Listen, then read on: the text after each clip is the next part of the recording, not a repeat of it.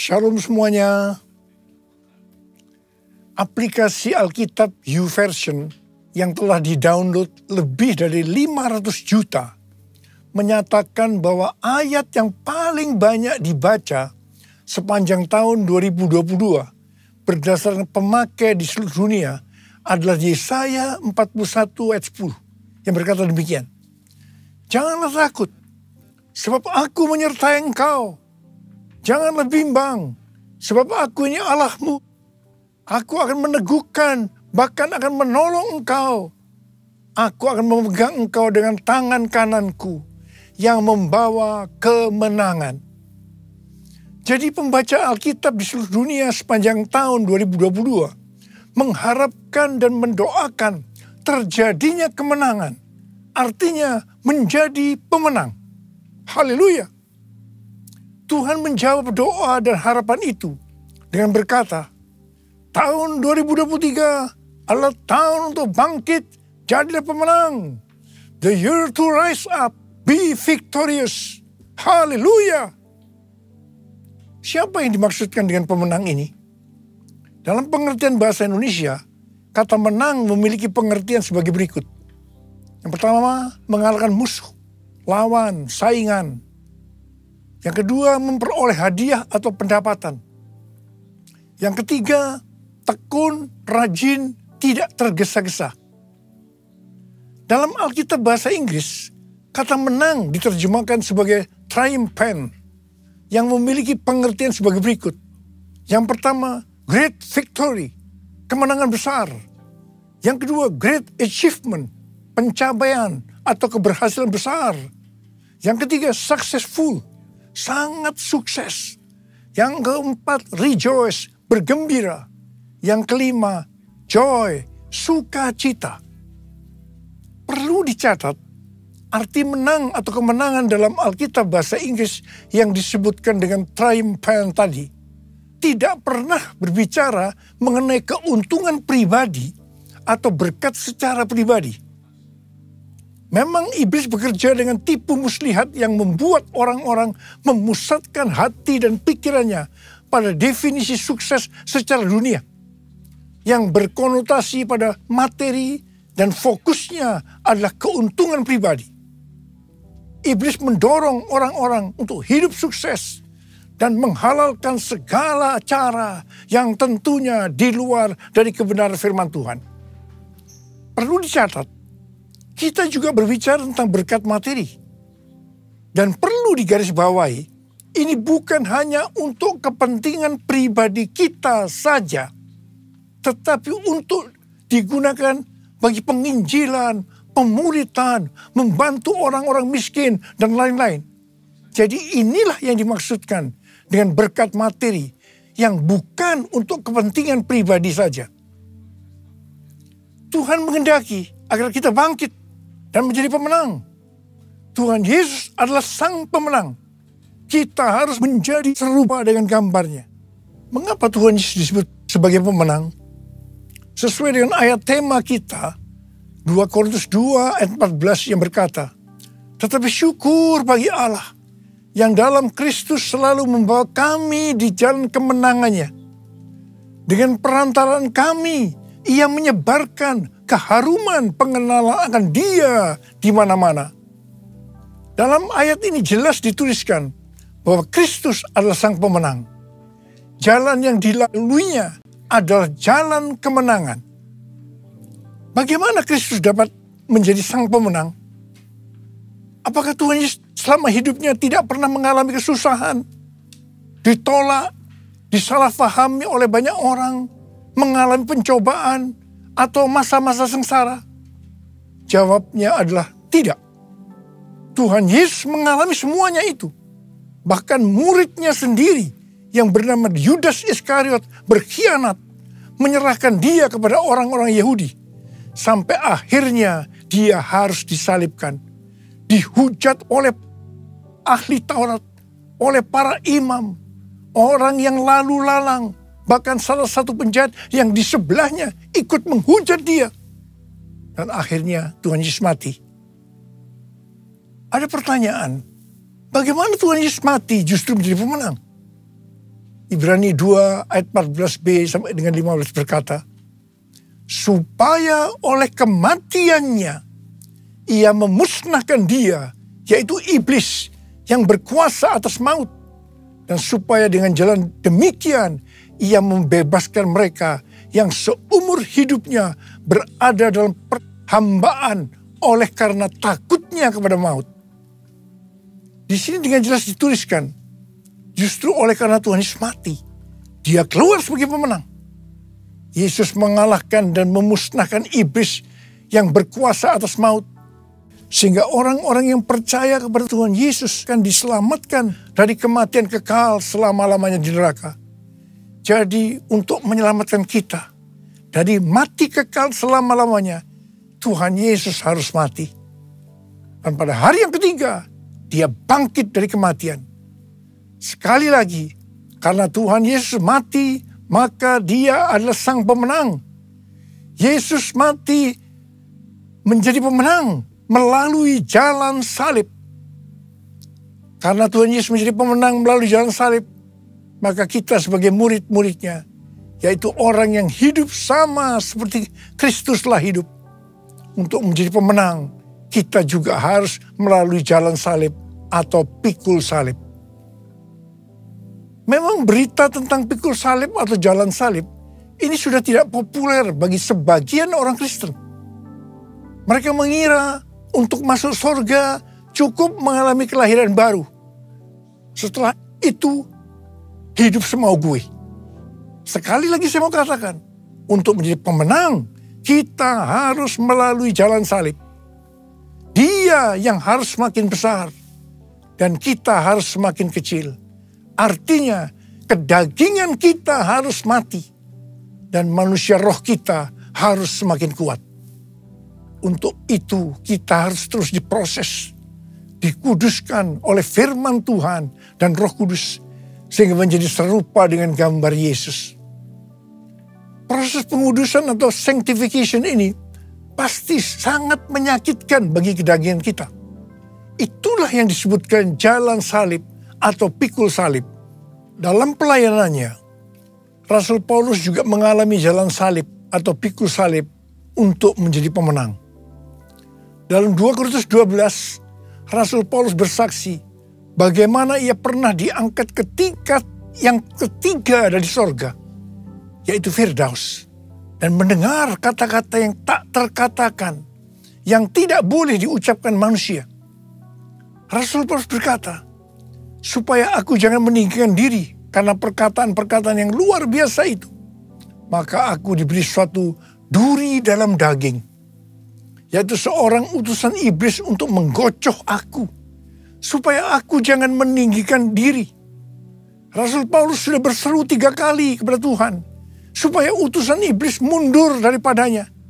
Tetapi Tuhan menjawab, cukuplah kasih karuniaku bagimu, karena justru dalam kelemahanlah kuasaku menjadi sempurna. Rasul Paulus berkata, sebab itu terlebih suka aku bermegah atas kelemahanku, supaya kuasa Kristus turun menanggung aku. Karena itu aku senang dan rela di dalam kelemahan, di dalam siksaan, di dalam kesukaran, dan di dalam penganiayaan dan kesesakan oleh karena Kristus. Sebab jika aku lemah, maka aku kuat. Dalam melayani pekerjaan Tuhan, saya pun mengalami seperti yang dialami oleh Rasul Paulus. Supaya saya tidak sombong, Tuhan juga berikan duri dalam daging. Sesuatu yang menyakitkan. Itulah yang disebut jalan salib atau pikul salib. Saya rela dan saya mengerti untuk menjadi pemenang harus mengalami ini. Lukas 14 ayat 27 berkata, barang siapa tidak memikul salibnya dan mengikut aku, ia tidak dapat menjadi muridku. Yesus, domba Allah, mulia namamu. Yesus, domba Allah, mulia namamu. Mulia namamu.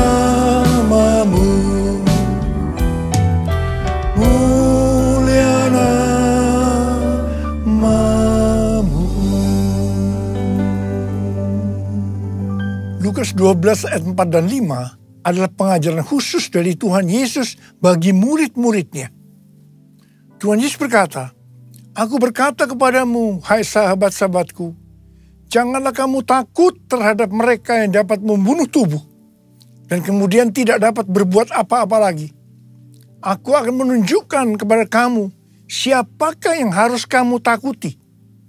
Takutilah dia yang setelah membunuh mempunyai kuasa untuk melemparkan orang ke dalam neraka.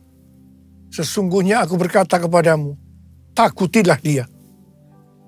Saya akan berkata kepada kita semua, takutilah Sang Pemenang, Yesus Kristus, sebab ia mempunyai kuasa untuk melemparkan orang ke dalam neraka. Kita harus bangkit menjadi pemenang.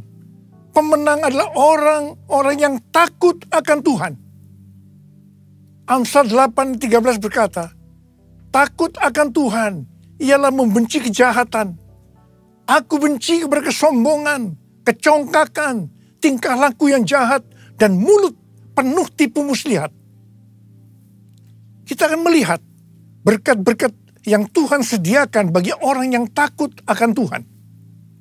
Mazmur 34 ayat 10 berkata, takutlah akan Tuhan, hai orang-orang yang kudus, sebab tidak berkekurangan orang yang takut akan Dia. Memasuki tahun 2023 yang berat ini, kita percaya kita tidak akan kekurangan suatu apapun karena kita takut akan Dia. Haleluya. Mazmur 25 ayat 12 sampai dengan 14 berkata, siapakah orang yang takut akan Tuhan? Kepadanya Tuhan menunjukkan jalan yang harus dipilihnya. Orang itu sendiri akan menetap dalam kebahagiaan, dan anak cucunya akan mewarisi bumi. Tuhan bergaul karib dengan orang yang takut akan Dia, dan perjanjiannya diberitahukannya kepada mereka. Haleluya! Sekali lagi, saya mau katakan kepada kita semua, bahwa kita harus takut akan Tuhan. Yang mau takut akan Tuhan, katakan amin. Pesan Tuhan buat kita semua, bahwa kita harus bangkit, jadilah pemenang dalam hal unity. Dalam Yohanes 17, yang merupakan doa Yesus untuk murid-muridnya, Tuhan Yesus berdoa kepada Bapa, Bapa, aku telah memberikan kemuliaan yang kau berikan kepadaku, kepada mereka, yaitu kita-kita ini, supaya mereka, yaitu kita-kita ini, menjadi satu. Kalau mereka atau kita-kita ini sudah sempurna menjadi satu, dunia akan melihat, dunia akan tahu, dan dunia akan percaya bahwa Engkaulah yang telah mengutus aku, dan bahwa Engkau mengasihi mereka, yaitu kita-kita ini, sama seperti Engkau mengasihi aku. Ini berarti kalau kita menjadi satu, kalau kita unity, maka akan terjadi penuaian jiwa besar-besaran. Saya ingat awal tahun 2000, saya pernah ditegur Tuhan dengan kata-kata yang keras. Niko, kamu sombong, kamu arogan. Tuhan melihat karena pelayanan yang sukses membuat saya menjadi sombong, arogan, sehingga membuat banyak hamba-hamba Tuhan hati terluka karena banyak jemaat-jemaatnya yang pindah ke gereja kita. Saya tidak merasa kalau saya begitu arogan, sombong, sampai Tuhan menegur saya dengan keras. Saya menangis, saya bertobat, dan saya bertanya kepada Tuhan, apa yang harus saya lakukan Tuhan? Tuhan berkata, ada dua hal yang kamu harus lakukan. Yang pertama, saya harus menurunkan nama gereja Betani yang saya banggakan. Yang kedua, saya harus minta maaf kepada gereja-gereja dan hamba-hamba Tuhan. Saya melakukan perintah Tuhan itu dengan sungguh-sungguh. Apa yang terjadi setelah itu? Tiba-tiba roh rekonsiliasi turun antara gereja kita dengan gereja-gereja lainnya.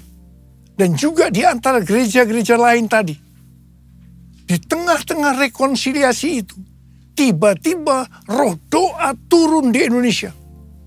Saya ingat tahun 2003 ada NPC, National Prayer Conference di Gelora Bung Karno, Jakarta. Setelah itu diikuti terbentuknya menara-menara doa dan rumah-rumah doa di Indonesia.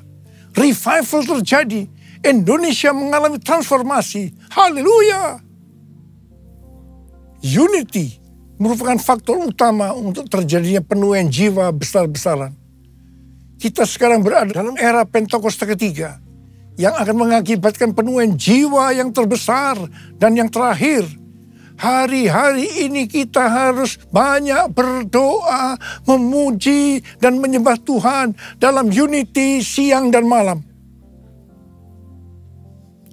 Pada waktu zaman Elia, terjadi peristiwa pertobatan bangsa Israel. Orang-orang Israel ini bertobat karena melihat api Tuhan turun. Api Tuhan turun karena doa Elia.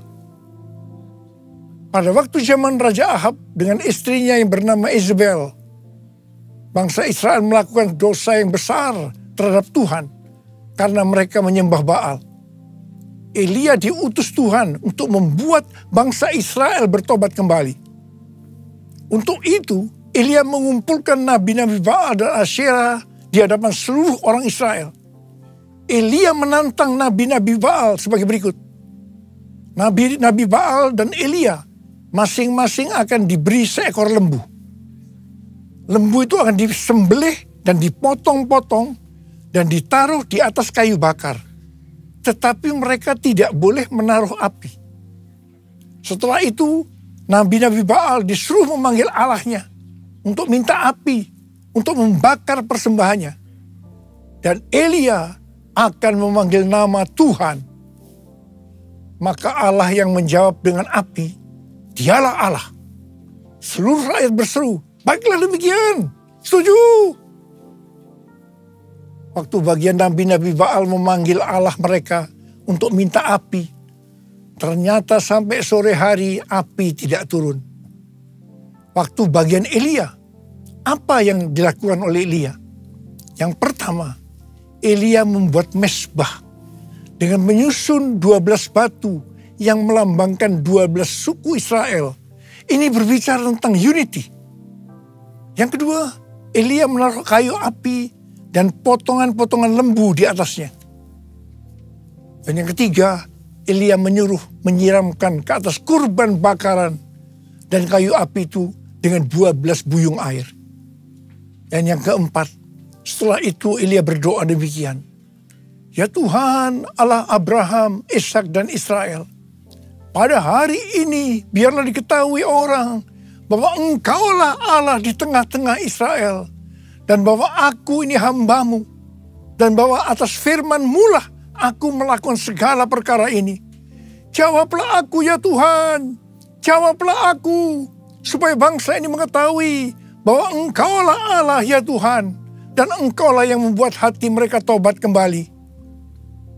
Apa yang terjadi setelah Elia berdoa? Lalu turunlah api Tuhan, menyambar habis kurban bakaran, kayu api, batu dan tanah itu. Bahkan air yang dalam parit itu habis dijilatnya.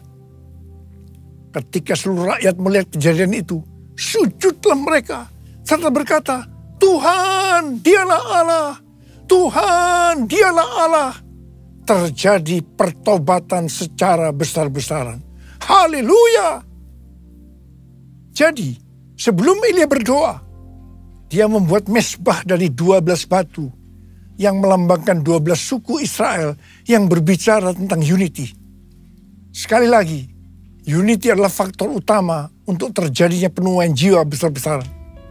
Hari-hari ini kita perlu lebih banyak berdoa, memuji dan menyembah Tuhan dalam unity siang dan malam. Lord, I worship you. Lord, I worship you. As I bow down on my knees, I worship you.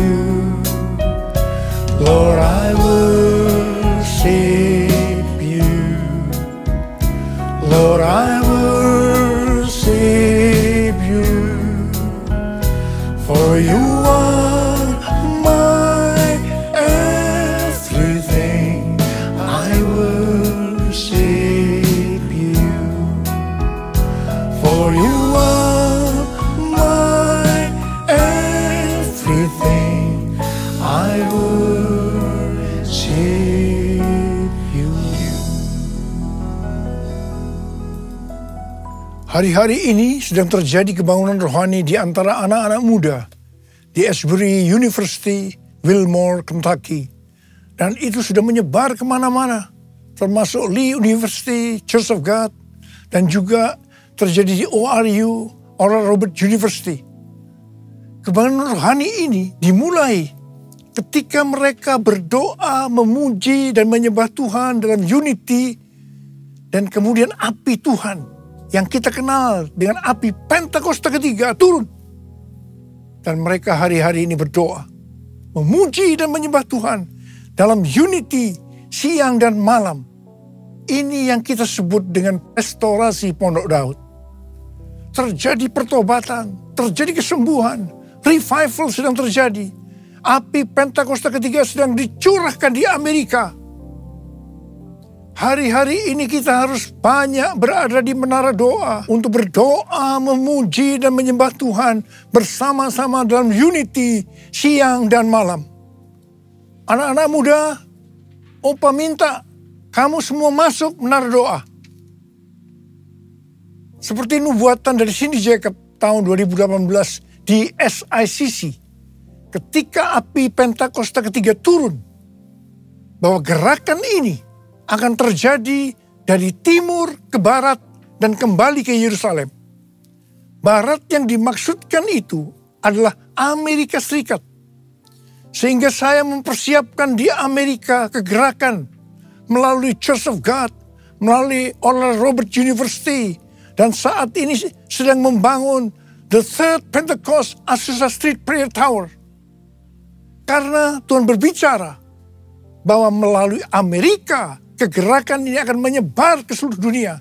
Dan sekarang nubuatan itu sedang terjadi.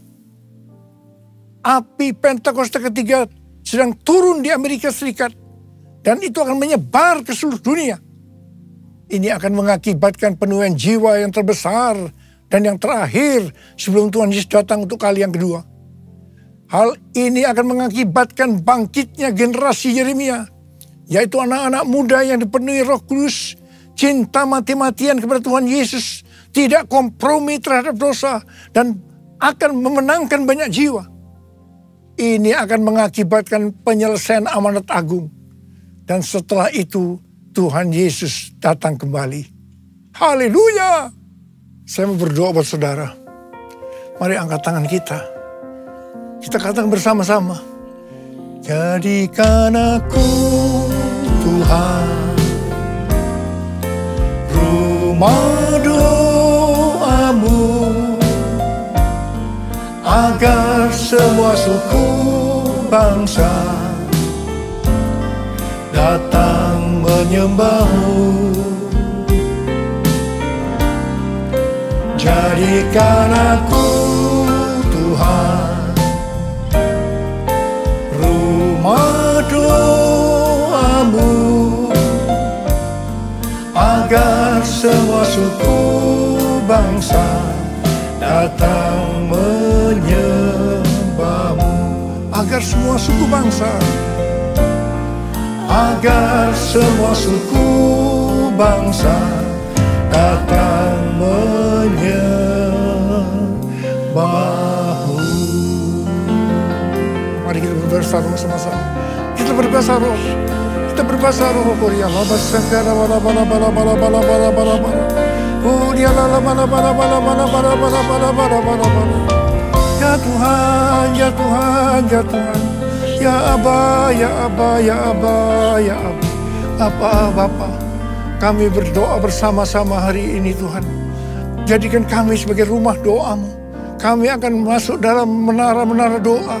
Untuk berdoa, memuji dan menyembah Tuhan bersama-sama dalam unity siang dan malam. Hamba-Mu percaya hari-hari ini api Pentakosta ketiga sedang turun. Sedang turun. ya Tuhan, di Amerika dan menyebar ke seluruh dunia, termasuk di Indonesia. Hari-hari turun. Oh, kami akan menyelesaikan amanat agung Tuhan Yesus. Oh Tuhan, terima kasih. Oh, terima kasih ya Abah. Jadikan kami sebagai rumah doa-Mu. Jadikan aku, Tuhan, rumah doa-Mu, agar semua suku bangsa datang menyembah-Mu. Jadikan aku, Tuhan, rumah doa-Mu, agar semua suku bangsa datang menyembah-Mu.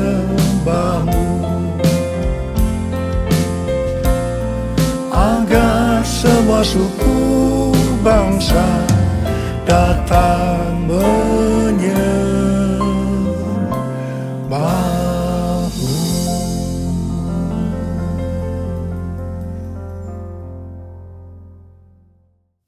Mari saudara-saudara, kita akan masuk dalam perjamuan kudus. Kita akan mengingat ayat ini. Sebab setiap kali kamu makan roti ini dan minum cawan ini, kamu memberitakan kematian Tuhan sampai Ia datang. Perjamuan kudus adalah perjamuan Tuhan Yesus sendiri. Setiap kali kita masuk dalam perjamuan kudus, ini pesan Tuhan Yesus pada kita semua. Biarlah ini menjadi peringatan akan daku. Peringatan akan daku. Karena itu mari arahkan hati kita kepada kebaikan Tuhan. Kita akan mengingat kebaikan Tuhan. Mari tundukkan kepala. Bapa, siapakah kami sebelum kami mengenal Engkau? Kami semua orang berdosa. Upah dosa adalah maut, mati. Tapi Engkau yang tidak berdosa telah dijadikan dosa oleh karena kami. Engkau harus turun dari surga mulia menjelma menjadi manusia. Mati ganti kami dengan penderitaan yang luar biasa. Sungguh kalau kami pikirkan betapa baiknya Engkau ya Abah. Betapa baiknya Engkau. Engkau jadikan kami sebagai anak-anak-Mu. Engkau tuntun, Engkau bela, Engkau lindungi, Engkau berkati, Engkau tegur juga kalau kami salah. Itulah Engkau ya Abah. Itu Engkau Abah. Tuhan akan memberkati kita melalui perjamuan kudus. Tapi Tuhan mau kita makan dan minum dengan cara yang benar. Oleh karena itu mari masing-masing introspeksi. Lihat keadaan diri masing-masing. Jangan menyimpan dosa. Kita harus tulus dan jujur di hadapan Tuhan. Buka. Minta ampun kalau Tuhan ingatkan. Ampuni kami. Ampuni Tuhan. Ampuni kami. Ampuni ya Tuhan. Ampuni.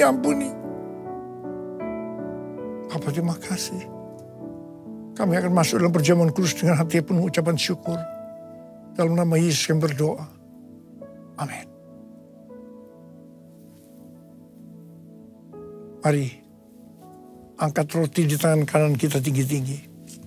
Sebab apa yang telah kuteruskan kepadamu telah aku terima dari Tuhan. Yaitu bahwa Tuhan Yesus pada malam waktu Ia diserahkan mengambil roti. Dan sesudah itu yang mengucap syukur atasnya. Dia memecah-mecahkannya dan berkata, inilah tubuhku yang diserahkan bagi kamu. Perbuatlah ini menjadi peringatan akan aku. Sekali kasih Tuhan, bukankah roti yang kita pecah-pecahkan ini adalah persekutuan kita dengan tubuh Kristus. Mari kita makan dalam nama Yesus.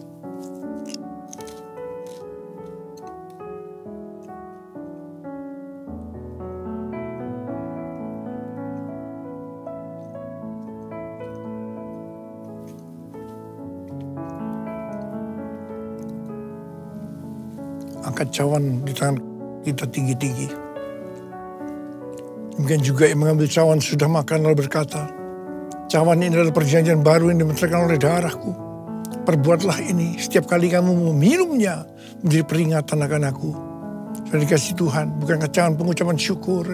Yang atasnya kita ucapkan syukur adalah persekutuan kita dengan darah Yesus. Mari kita minum dalam nama Yesus.